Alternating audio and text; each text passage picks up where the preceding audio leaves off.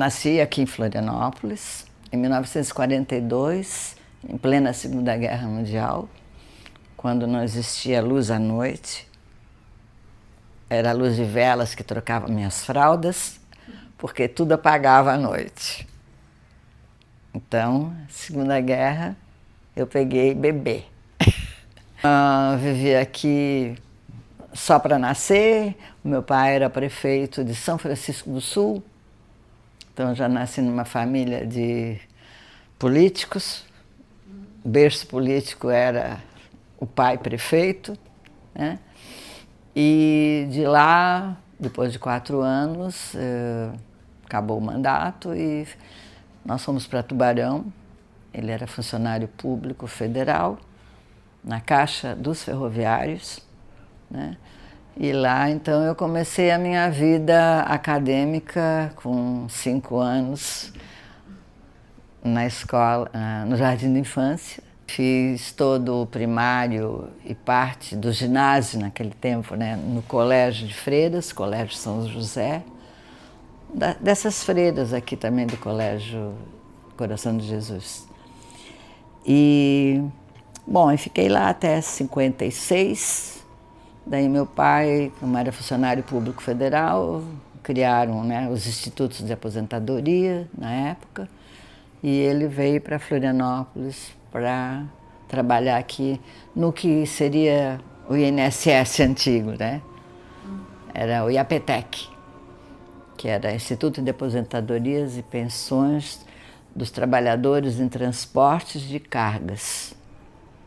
Por isso ele estava em Tubarão, mas depois foi transferido para cá, para uma outra gerência, e aqui ficamos, e fiquei até hoje. E aí eu vim para cá, estudei no Colégio Coração de Jesus, terminei o primário, ginásio, normal. Resolvi ser professora, né? Isso já era os anos 50 ainda, né? Eu só sei que em 61 eu terminei o curso normal. E logo em seguida eu fui para fazer a Faculdade de Educação da UDESC, que foi a primeira faculdade de educação criada aqui, né, em Santa Catarina. Faculdade de Educação, e tinha o curso de Pedagogia, só o curso de Pedagogia. Então eu fui aluna assim do Lídio Martim Calado, aí vem os históricos, né, que era professor de Psicologia, o Édio Chagas, que ainda eu peguei, você não, lá no SED da UFSC, né? O Édio Chagas. Então tinha uma turma assim que era uma turma de professores muito bons, assim, todos com muita intuição teórica. E eu fiz um bom curso normal, né? E depois eu fiz um bom curso de pedagogia. E depois do curso de pedagogia, agora falando então mais na minha formação, né? Eu fiz o mestrado em educação na URGS, era mestrado em educação mesmo. E os doutores da URGS, né, da Faculdade de Educação, a maioria deles tinha feito a formação deles em doutorado nos Estados Unidos. Então já era uma formação bastante pragmática e bastante diferente da formação dos doutores na Europa, né? Então essa foi para mim o primeiro choque assim teórico, né? Havia uma diferença muito grande, enorme, aliás. As mulheres tinham que fazer cursos para mulher, né? É claro, como eu estava fazendo pedagogia, já estava na linha, né? Eu não fui fazer medicina nem engenharia porque era um curso para homens, era mais ou menos assim mesmo, né? Porque, obviamente, o trabalho dos homens na medicina e na engenharia já era bastante conhecido. Então, mulheres era assim, 1 em 20 homens. Então, eu fiz pedagogia na UDESC, como eu falei, depois fiz mestrado na URGS e doutorado na PUC do Rio. Então, houve assim uma boa, vamos dizer assim, contribuição, né, de diferentes espectros da educação, diferentes, inclusive, posicionamentos políticos sobre a educação, né? E desses cursos, realmente, porque como, por exemplo, o mestrado de educação na URGS, ele foi feito praticamente durante uma parte da ditadura, né? Então era muito difícil você ter professor progressista, né? Os professores lá eram linha dura, todos, a universidade inteira. E a gente entrava nessa porque tinha que fazer o curso. Apesar de à noite ter as nossas reuniões políticas, conversarmos, né? Já se pensava na fundação do PT, coisas assim. Bom, aí terminado o curso, voltei para Floripa, continuei trabalhando na UFSC, né? Já tinha feito concurso aqui. Daí eu fui fazer o doutorado. Aí era a minha vez de fazer o doutorado. Aí fui fazer na PUC do Rio, né? Foi onde, para mim, assim, foi um curso excelente. Já havia outras cabeças, né? Porque já não era mais ditadura. E escolhi o professor Leandro Conder, meu querido Leandro Conder, uma mãe, um irmão, para meu orientador. E aí vocês imaginam, né? O choque entre um teórico, né, como Leandro Conder, um doutor emérito, né, na PUC do Rio, e eu, uma catarinense, lá de Florianópolis, trabalhando com MST, pé no chão. Fiz o meu mestrado, foi um tema assim mais didático, assim, né, didático-pedagógico, o mestrado, mas o doutorado já foi mais politizado, né? Também a época, né? A época já era outra história, né? Já dava para politizar. Então eu fiz, o meu tema do doutorado era sobre a trajetória dos sem terra, né? Lembra, né? A trajetória dos sem terra em Santa Catarina, quer dizer, o movimento dos sem terras. Eu estudei a educação dentro do movimento dos sem terra. Porque politicamente, à época, o MST estava numa fase de crescimento, né? Ele estava em plena fase de ocupação de terras e Santa Catarina, todo mundo conhece, né? Um lugar onde o campo é da elite, né? Como em todos os estados do Brasil. E havia essa disputa. Eu já fui uma das que criou o PT, né? Nós estávamos criando o PT. Então juntava, sabe? Porque a gente acabava juntando a vida política com a vida profissional, como hoje também, né? Continua. Mas naquele tempo era mais destacada essa junção, porque a gente queria que tudo, sabe, contribuísse para que se tivesse uma democracia, né? Lembra que a gente estava na ditadura. Então a criação do PT, né, em 1980, se não me engano, foram eu, o Valmir Martins, todo mundo da universidade. Essa é um diferencial, porque o Partido dos Trabalhadores, digamos assim, no mundo, não foi criado por professores universitários. Aqui foi. Essa era uma grande diferença. Por quê? Porque embutia na nossa característica de professor que nós éramos lutadores por um outro mundo, né? Por um mundo livre, democrático, sabe? E essa era a força até me arrepio, essa era a força que nos fazia assim, ir criando as coisas. Imagina criar um Partido dos Trabalhadores de Florianópolis.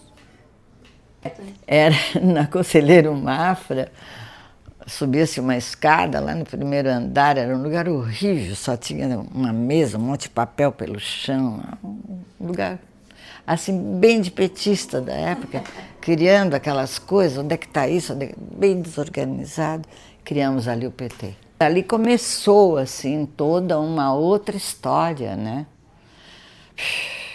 De luta, né? Porque o MST tinha uma ligação muito forte, né, já com o PT nacional, né?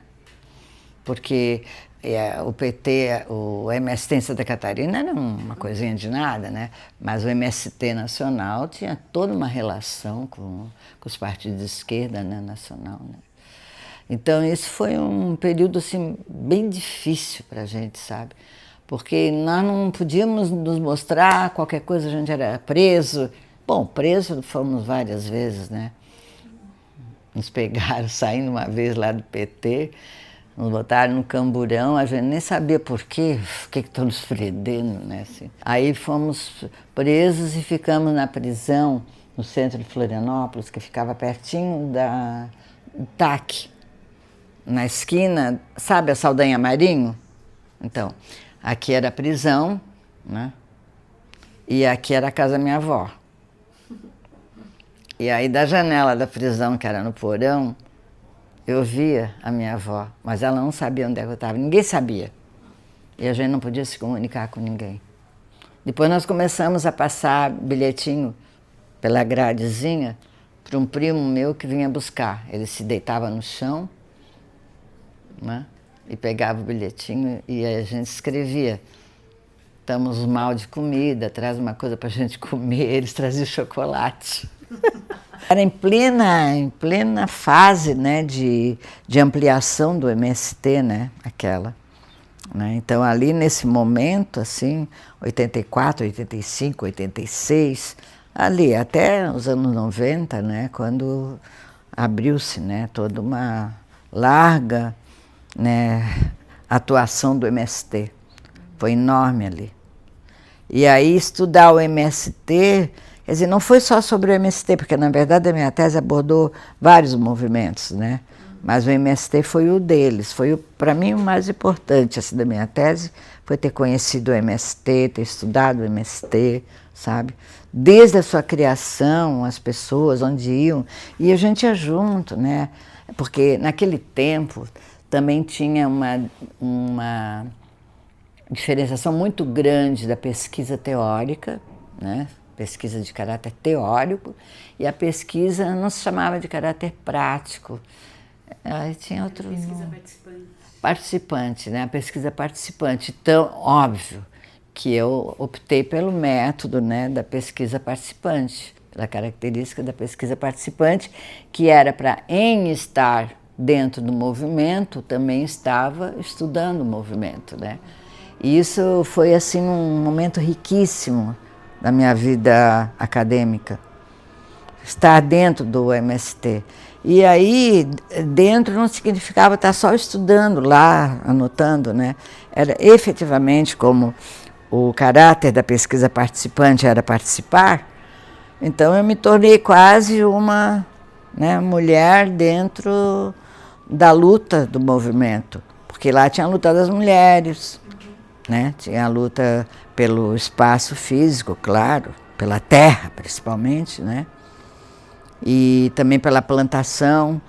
E aí eu estudei os vários movimentos, e um deles eram os trabalhadores da cana, né? Da cana-de-açúcar, porque nesse movimento do MST tu vai conhecendo o campo, né? Porque é por isso que a pesquisa participante, na época principalmente, era importante, porque você vai, afinal, deslindando assim, as coisas, é aqui, isso é isso, é isso.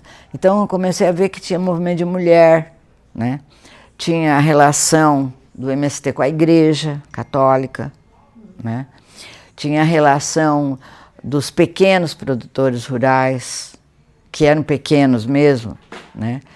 Também a afronta dos grandes, que efetivamente abusavam, como até hoje acontece, dos seus empregados, né? Não tinha carteira assinada, não tinha nada, né? Não comia, tomava café, aquela coisa assim horrível. Eram pobres, né? No Vale do Rio Tijucas, ali. Então começava no Vale do Rio Tijucas, ia até Itajaí, pegava para dentro, depois aí quem vai para... Ali tem umas estradas que vão dar até em Lages, assim, sabe? Mas eram todas umas estradas alternativas. Então esses movimentos foram os que eu acabei estudando particularmente, cada um, né? Quer dizer, o movimento Sem Terra era um, o movimento dos pequenos agricultores era outro, os pequenos agricultores plantadores de cana-de-açúcar era Barra, né? Era dentro dos pequenos agricultores, né? Então havia assim várias categorias ali, né? Não era só assim o campo, não, o campo era dividido, é dividido, né? e continua sendo. E naquela época o mais importante era efetivamente o movimento dos pequenos agricultores e dos trabalhadores da usina de beneficiamento de açúcar, né, a USAT, que era uma exploradora. Exploradora é apelido bom, entendeu? Ela efetivamente fazia um trabalho assim de exploração do homem, da mulher e de jovens. Tinha criança de 14 anos cortando cana, né? Aí aquilo me estimulou assim vamos dizer assim, na teoria marxista, né? Que era efetivamente a exploração capitalista, né? Na cidade e no campo. Mas é que na cidade sempre foi mais estudada. Pelas facilidades, as próprias universidades, os projetos, assim, não é que fosse mais fácil, mas também tinha para tudo, né?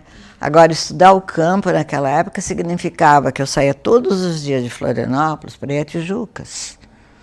E chegando em Tijucas, deixava meu carro lá não sei onde, e o resto era tudo a pé, né? E a gente ia visitar as fazendas, que era para sentir, que é bem da pesquisa participante, né? Para sentir o que ele sentiu, né? Sol a sol. Saiu de casa de noite, né? 5 horas da manhã, eu saía também. Eu fiquei hospedada na casa de um deles, assim, que tinha até um quartinho lá, né? E então, era um cara assim, ele já era pequeno produtor, ele não era assalariado da USAT, né? A pobreza era os assalariados da USAT, né? E era assim uma exploração de sol a sol. Os caras, olha, terrível. Eu olhava assim, aquele açúcar e ficava lembrando de tudo que era feito para produzir aquele açúcar, a exploração dos peões, a exploração daquela classe trabalhadora totalmente assim, envolvida com aquilo, de sol a sol. E eu olhava para aquele açúcar e dizia assim, ai, não acredito, eu não vou comer mais açúcar. Percebe? Porque no momento, né, que no mundo capitalista tu começa a te dar conta de como o produto, como a produção é feita para chegar nesse ponto que tu vai lá para trás, tu fica pensando, mas espera aí, o que eu estou fazendo aqui comendo esse açúcar? Aí por isso que muitos de nós, à época, umas coisas assim, parecem tolas, mas se você olhar do ponto de vista teórico, não tem uma razão de ser. Nós só comíamos açúcar preto, açúcar mascavo. Já não comia o açúcar refinado, porque sabíamos que o açúcar refinado passava por esse processo de exploração da mão de obra escrava, capitalista, do campo, ali onde a gente ia ver a cana, e depois está esse açúcar branco na tua mesa. Quer dizer, tudo isso vai assim, ajudando, né? Contribuindo para cada vez mais haver questões de por que isso, né? Quer dizer, de repente tu está ali com açúcar, e daí? Mas o que é que representa aquele açúcar que você toma em todos os lugares, né? O que é que está por trás disso? Então eu acho que essas questões é que quando você faz uma tese, um estudo teórico, né, elas têm um grau de importância muito grande, porque tu não fica questionando a questão o açúcar, vai questionar tudo que vem, não é, por trás da exploração capitalista em todos os sentidos, o açúcar, de fazer sei lá, um sofá, uma mesa, porque você está imbuído disso, né? Você não quer mais agora saber, não, olha, vamos dar um conforto para os trabalhadores. Que conforto era? Né? Ele saiu de casa, eu saía junto às 4h30 da manhã, que às 6 eles eram obrigados a pegar na dureza, não era 8 horas de trabalho assalariado.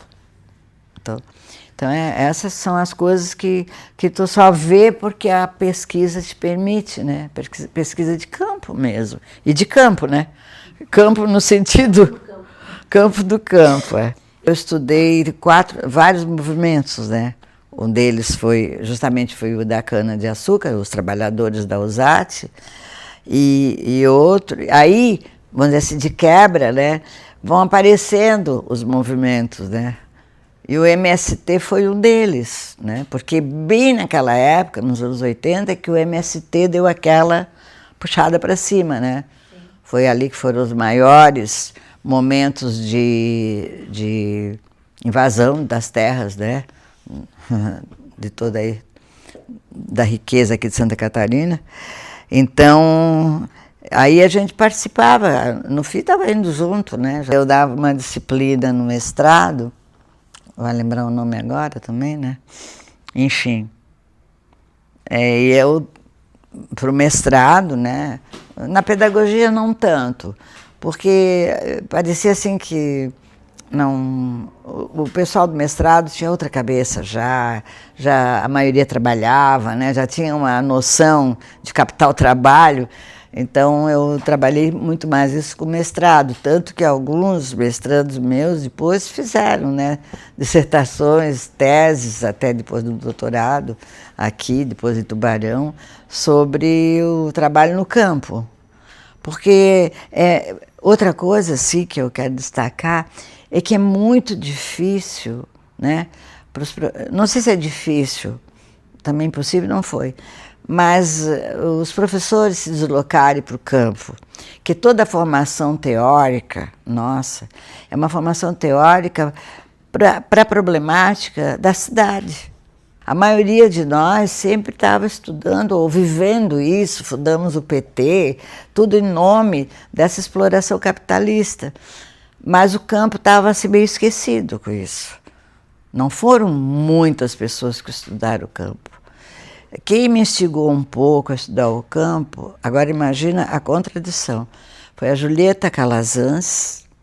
Julieta Calazans, vocês não lembram, não, né? É porque ela já faleceu e ela já era bem mais idosa do que eu, imagina. Ela foi minha professora, porque eu fiz umas disciplinas, quando fiz o meu doutorado, na Fundação Getúlio Vargas, no IESAI, Instituto de Educação da Fundação Getúlio Vargas. E a Julieta, ela era nordestina, né? Trabalhou muito essa questão do campo lá no Nordeste, da onde ela era, e era minha professora.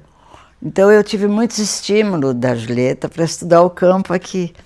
E convidei várias vezes, ela veio aqui no SED, ela também foi lá nas usinas, lá no campo comigo, visitou. Ela era uma pessoa muito interessante, muito viva, assim, sabe? E politicamente muito definida. Gaudêncio Frigoto. O Gaudêncio Frigoto, ele foi meio assim... Ele não tinha nada a ver com o campo. Só do campo a origem dele. Porque ele era do interior do Rio Grande do Sul, se não me engano, Santa Maria, alguma dessas cidades lá. Ele era do interior do Rio Grande do Sul. Então o Gaudêncio, ele também foi muito legal, assim, sabe?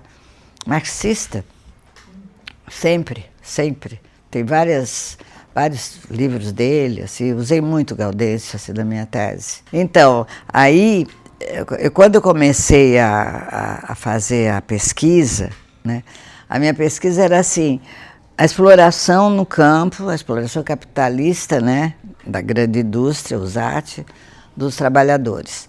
Quem era o trabalhador, né? Quem era o trabalhador? Então, o trabalhador era daquela região toda ali, né? E tinha umas cidadezinhas que nunca na minha vida eu conhecia, que era Escalvado e Escalvadinho. E Escalvado e Escalvadinho vinham, assim, essas duas palavras, que eram dois municípiozinhos, nem sei se era município, talvez fosse... como é que é antes de município? Distrito. Tudo distrito de Tijucas. Que chegava em Tijucas, hoje eu não lembro, mas pegava, não para o lado, obviamente, leste, mas para o lado oeste, né? Ia lá para dentro, Escalvado, ficava lá no meio de uma morreba, subia e descia, eu de corcel amarelo. Eu de corcel, naquelas, quando chovia, passava aquelas curvas, era barro para tudo quanto era lado, me cagava de medo de cair numa pirambeira daquela. Mas ia. Aí chegava lá, assim, cheguei aqui, onde é que eu vou, né? Tipo assim. Aí, sabe aquela coisa de igreja, PT da igreja? Também existia naquela época, né? Eu estava longe, né? Esse PT da igreja. Mas tudo bem. Mas, obviamente, né? Eu tinha maior orgulho do PT da igreja, que foram lá nesses lugares minúsculos, pegaram os trabalhadores da cana, pegaram os trabalhadores do fumo, pegaram, não é, as pessoas daqueles municípios pequenos, e as pessoas estavam lá, eram de esquerda. Assim, entendiam pelo menos a diferença entre direita e esquerda. E quando era para falar mal do governador, do presidente, sei lá que era na época, e ditadura até nem se fala, eles davam pau. Porque eles eram corajosos. Porque o campo é corajoso. O campo é corajoso. Não adianta. Porque eles têm que ser corajosos para viver onde vivem. É de lá que eles tiram a comida. Né? Sem contar todos os problemas, né? Porque o proprietário daquele campo todo eram os ricaços que moravam aqui em Florianópolis, em mansões enormes, Rio, São Paulo, sei lá onde que andavam. E esses trabalhadores lá, milhentos trabalhadores, naquele dia a dia, recebendo salário, né? Para não dizer de merda, mas era salário mínimo daqueles desse tamanho, assim, quando ganhavam, quando tinha carteira assinada. Então, todo esse movimento, ele acabava juntando a gente, né? Porque eles não se, muitos deles eram altamente espertos, conheciam os direitos e tudo mais, e eram lideranças assim, da cidade. Assim. Não eram lideranças partidárias, sabe? Porque até lá, naquela época, porque tudo mais ou menos junto e combinado, né? Os partidos de esquerda estavam se saindo da ditadura e estavam se construindo, né? Reconstruindo alguns, construindo outros e ampliando-se, né? Então, tudo isso dava, assim, um comportamento para a gente, assim, de que estava se fazendo alguma coisa para contribuir para esse todo, né? Esse todo, que era agora a nossa vez. E eu estava lá no meio deles, no meio do campo.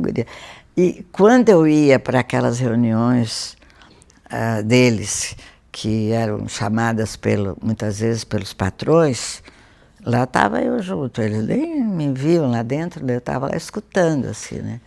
E era pesada, tinha algumas lideranças assim, ali que enfrentavam o pessoal da USAT. Enfrentavam mesmo, assim, sabe?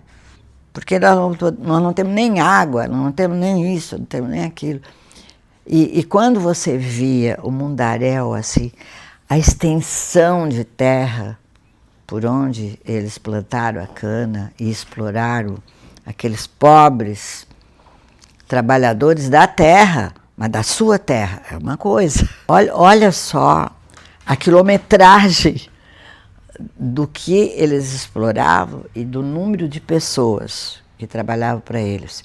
Que já começava ali em Biguaçu, né? Vocês conhecem bem a região, Biguaçu, ia até Tijucas e já ia adiante, que eu não me lembro bem, aí tinha Escalvadinho, não sei o quê, já ia quase Camboriú, quase chegava lá. Tanto que eu não sei mais como é hoje, que faz tempo que eu não viajo de carro assim, para aquela região. Toda essa região que vai de Biguaçu até Itajaí, do lado direito, era plantação de cana-de-açúcar, todinha. Não tinha um pé de nada, era só a cana-de-açúcar, da USAT.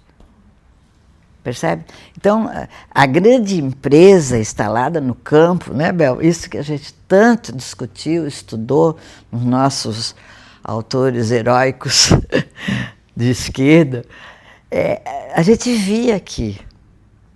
Né? Eu me lembro assim, a gente ia para São Paulo de ônibus, né, um exemplo.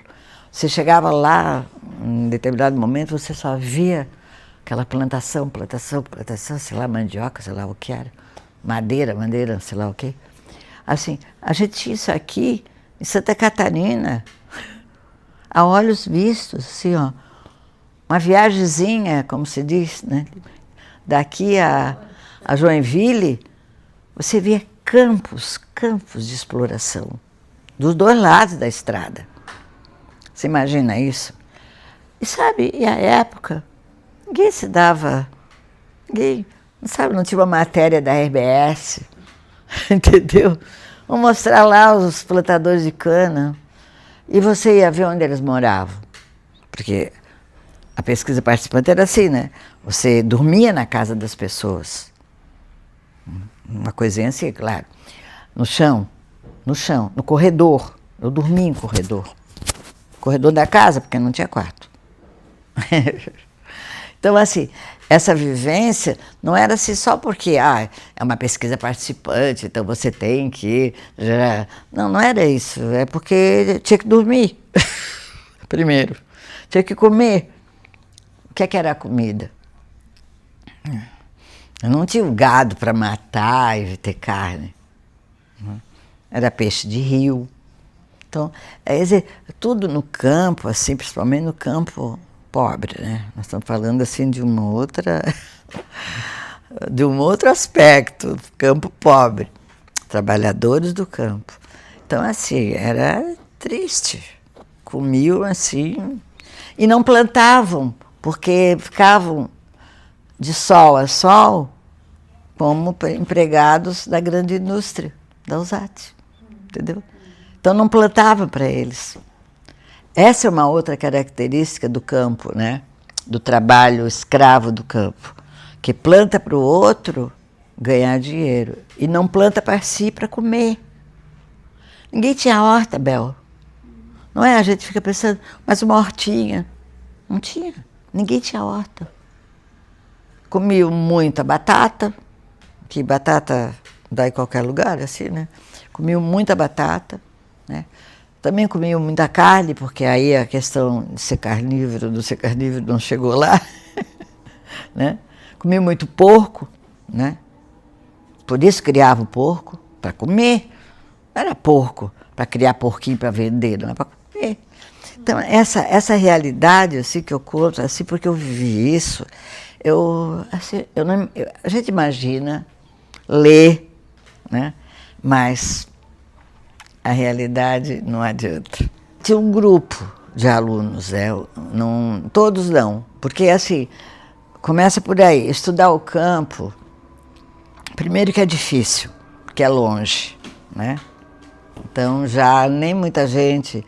Aí entra assim, um certo pragmatismo, né? As pessoas querem fazer logo mestrado, querem fazer logo doutorado.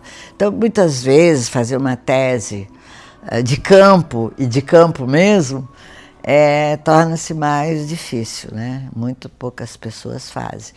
Teve alguns alunos que fizeram aqui, também lá em Tubarão depois, mas pouquíssimos, pouquíssimos. E nós criamos o Fórum Nacional em Defesa da Escola Pública. Foi criado o fórum nessa época. Foi tudo nessa época, sabe? Eu vou dizer assim, alargando um pouco o tempo, entre 80 e 90, até os seus 96, por aí, né? Não vou dizer até 2000, mas até 96 por causa da LDB, que aí veio um outro movimento, né? Foi um período, assim, da ampliação desses movimentos. A ampliação desses movimentos. E foi muito importante isso, sabe?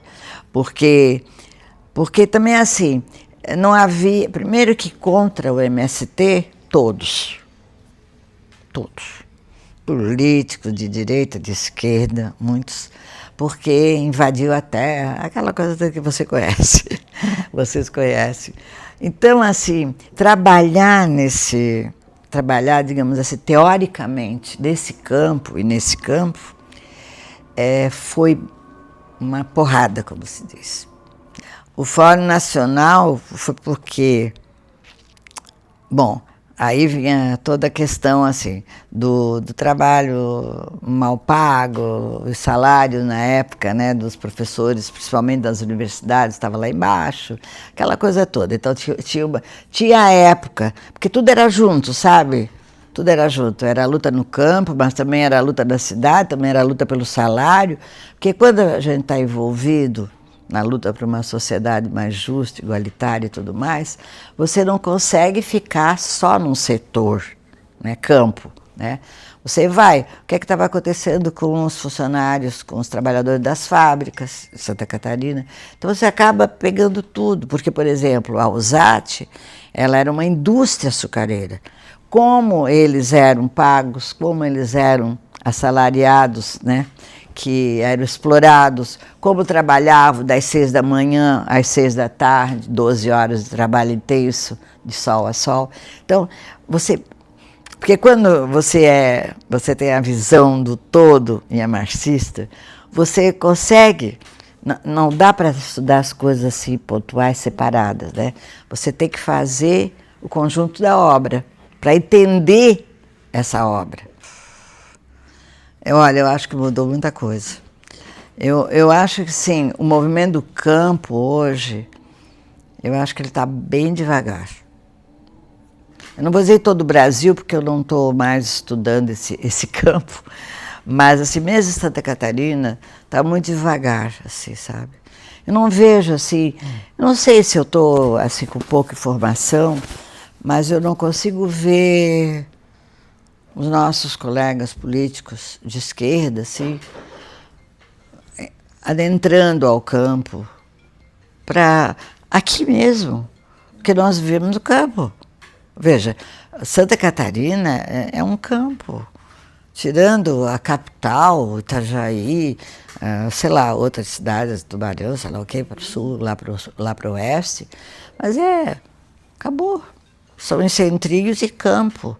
Então a gente pode dizer que nós temos, assim, a maior parte do estado de Santa Catarina é campo, ainda é campo. O campo é enorme e vazio. Aí é que é. O campo é vazio. Está aqui, ó. Esses morros, os morros ali no centro da cidade, todo mundo quer estar na cidade. Porque no campo não tem comida. Só tem comida quem tem pasto. Só tem comida quem tem gado. E o resto? Vive de quê? Porque tinha intelectuais, a exemplo da Julieta Calazans, do meu co-orientador, que agora esqueci o nome dele, deu branco assim, o Leandro Conder. O Leandro Conder, olha só a história. Quando eu fui falar para ele que eu ia estudar os movimentos no campo de Santa Catarina, ele quase teve um infarto. Porque o Leandro Conder, além dele ter sido assim, um pai, uma pessoa do bem, um grande intelectual de esquerda mesmo, assumido, né, Leandro Conder, ele era assim de uma bondade e de uma compreensão de mundo que vocês não podem imaginar. Quando eu falei para ele que eu ia estudar, imagina Leandro Conder, um dos maiores teóricos. Aí eu chego para ele e digo assim, Leandro, lá na PUC do Rio, na salinha dele, me lembro até hoje, eu vou estudar, qual é o teu tema? E aí tem aquele negócio de escolher orientador, ser escolhida também, né? Aí quando eu falei para ele que ia estudar uma problemática do campo em Santa Catarina, ele já era branco de olho azul, ele ficou quase verde. Ele disse assim para mim, campo? Em Santa Catarina? Ai, Maria da Graça, não sei se eu vou poder te orientar, porque você sabe, eu sou um teórico. Assim, cara, aquilo ali me deu assim um seco na garganta, né? Aí eu falei, não, mas veja, Daniela, eu não vou ficar trabalhando o campo pelo campo, eu vou partir, né, de todo um referencial teórico marxista, tudo isso, aquilo, né? Aí depois de conversarmos 15 minutos, eu dei uma geralzinha assim do que seria meu trabalho. Claro que eu vou lhe orientar. E estou bem contente que vou até orientar um trabalho pela primeira vez na minha vida, lá, de leitura capitalista do campo. Pensa, o Leandro Conder... Não, o pessoal diz assim, que o Leandro Conder vai te orientar. Os colegas diziam assim, mas ele é um teórico, ele é um não sei o que. Sim, mas peraí, Um teórico marxista tem que entender de campo e de cidade. Que tal? Nada é isolado, né? Aí tem um partido, porque foi tudo junto e combinado naquela época, né? Os anos 80 ali, né? Então, a criação do PT, eu, Luzete, eu já falei, né? Os 4, 5 lá. Depois, Leandro Conder, como que ele entrou, né, nisso, né? Bom, ele era um intelectual de esquerda, mas ele, até então, somente orientava teses teóricas. Esse negócio de estudo de caso, de campo, de não sei o quê, ele estava fora. Autoritário. Mas olha só as coincidências. Conder, né? De quem era a usina de açúcar aqui em Santa Catarina? Dos Conder. Dos Conder, da família dele. Aí começamos a nossa conversa. Aí ele começou a contar a história da família dele, né? Da separação total. Quando é comunista, a família Conder aqui continua sendo, ainda mais Conder e Bornhaus, quando juntou essas duas. E ele detestava esse pessoal. Ele dizia para mim, eu não consigo conviver com a minha família lá em Santa Catarina. E então, quando eu contei, né, a exploração no campo dos Conder, né, porque eles eram os donos de tudo, aí ele dizia, eu acho que eu vou me julgar suspeito para poder te orientar. Na verdade, assim, primeiro que a questão da educação do campo no Andes, ela era bem fraca, bem frágil, né, assim. Tinha uma menina que agora eu conheço, lembro dela, assim, que não sei se ela era de Minas ou de Goiás, ela estudava também o campo. Eu e ela, a gente trocava figurinhas, assim, sabe? Então, mas assim, digamos, não era muito forte a luta no campo, assim, enfrentada pelo Andes, não. Era praticamente as universidades públicas também, públicas, estaduais, federais e particulares, porque a gente ampliou esse campo todo aí para que as particulares também tivessem associações sindicais. O sindicato não é só de pública, né? Então, houve poucas, mas algumas particulares que entraram, mas muito poucas. Eu não tenho dado hoje, mas dá para a gente ver isso, né? Tranquilo, o percentual de particulares que tem uma seção sindical do Andes, entende? O que é preocupante. Por exemplo, eu trabalhei na Unisul, né? Depois que me aposentei, trabalhei na Unisul 20 anos. De esquerda, minhas aulas, tudo que eu sempre fui, eu fui lá. Nunca tive problema, nunca. Aliás, deveria, né? Só que faltava, né? O Andes, o que eu queria dizer, assim, por exemplo, nunca conseguiu fazer uma sessão sindical na Unisul, que era campo privado. E campo privado de extrema direita, não era um campo privado, né? Por exemplo, uma PUC é um campo privado, mas a PUC, todas as PUCs que eu me lembre, tem seção sindical do Andes. Pode ter uma ou outra que não tem, mas a maioria tem. É campo privado, né? Agora, o sistema CAF é outra coisa. Não é um campo privado qualquer. É um campo político, partidário, privado. Veja as três. Político, partidário. Claro, político por ser partidário. Mas político, quero assim, acentuar esse político, partidário, né? Então, de direita, totalmente, toda a direção da Unisul, ela é caracterizada por esses três aspectos aí. Eu acho que perdeu, assim, vou assim dizer, achar mesmo, sabe? Pelas pessoas que saíram e por poucas que ficaram, entende? Eu acho que que havia uma concentração de motivos, né, na época, que era assim, a gente estava saindo de uma ditadura militar, né? Queríamos liberdade e estava tudo aberto para a gente reorganizar, porque tudo tinha sido desorganizado.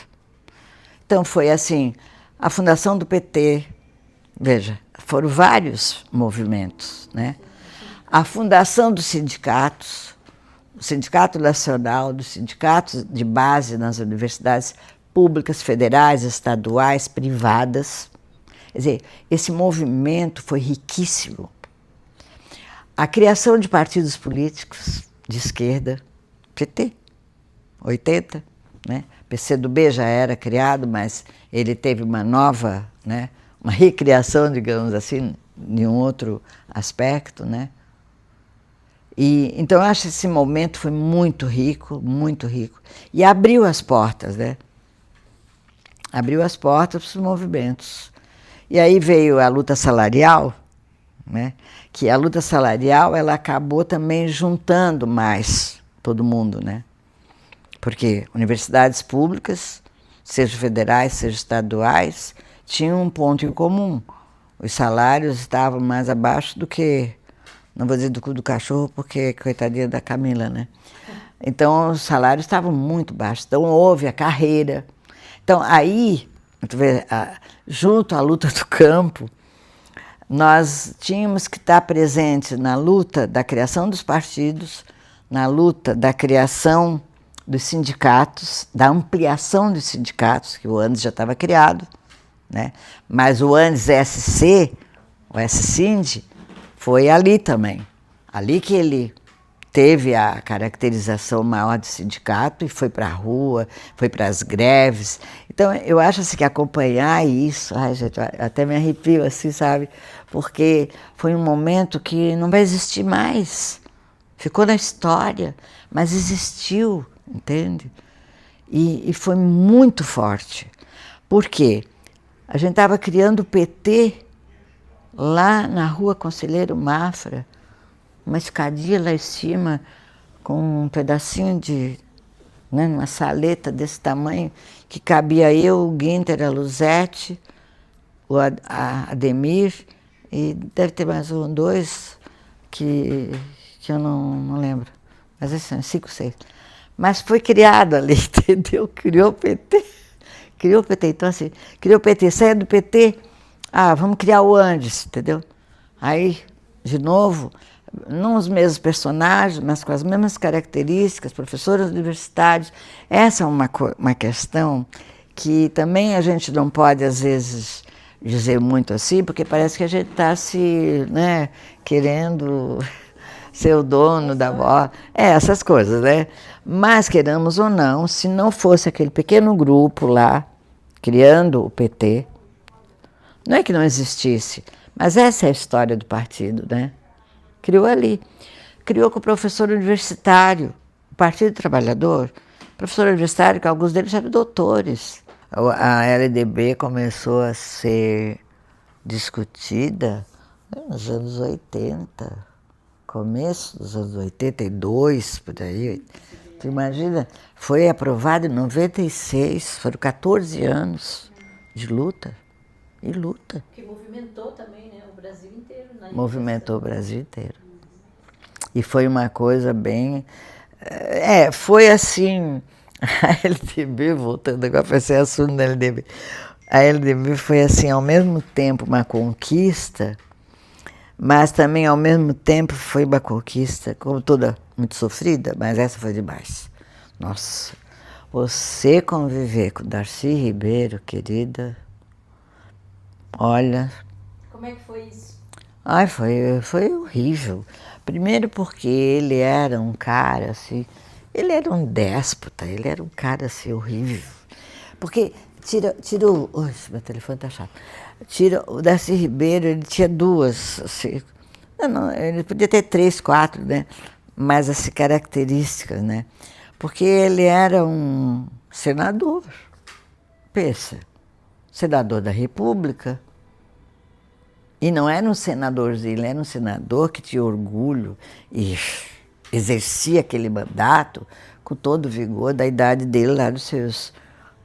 Quase a minha idade hoje, né? Já tinha quase 80 anos ele na época, né? E estava firme. Então ele, ao mesmo tempo que ele deu umas atrapalhadas, né? Pelo campo da direita, mas ele atirou a primeira pedra da LDB. Porque naquela época já não tinha lei nacional. Eu não sei, confesso para vocês, como é que começou isso, sabe? Eu só sei que Darcy Ribeiro era a pessoa que estava como, digamos assim, o precursor da LDB. Agora, como, a gente nunca conseguiu saber, porque o Congresso também é muito complexo, né? E quando entra naquela coisa de comissão, e quando entra naquela coisa de trazer o Brasil para Brasília, e nós lá na frente, carregando aquilo tudo, para ir contra o projeto do Darcy Ribeiro, a gente estava indo contra um projeto de lei da educação nacional de um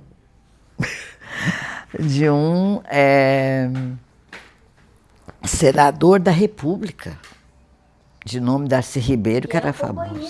Porque ele era muito vaidoso.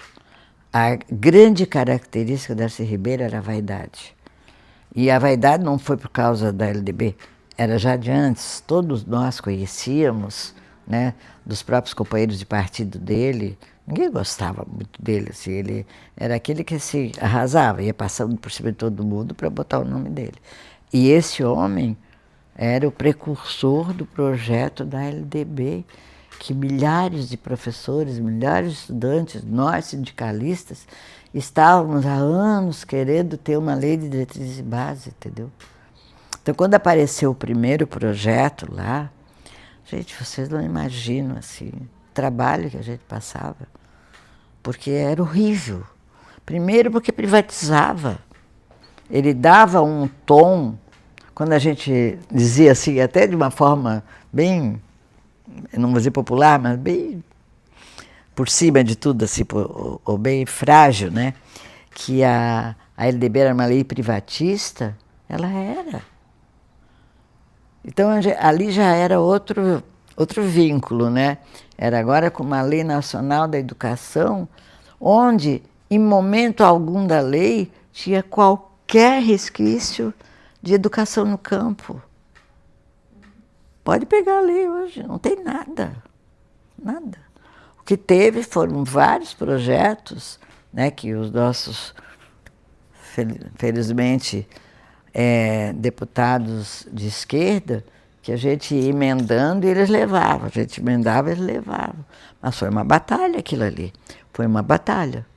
E para dizer bem a verdade, eu mesmo escrevi, eu acho, 1 ou 2 artigos assim, né, de uma certa confusão dentro dessa LDB de privatismo com o populismo, com o público, né? Com o público privatista, público versus privado.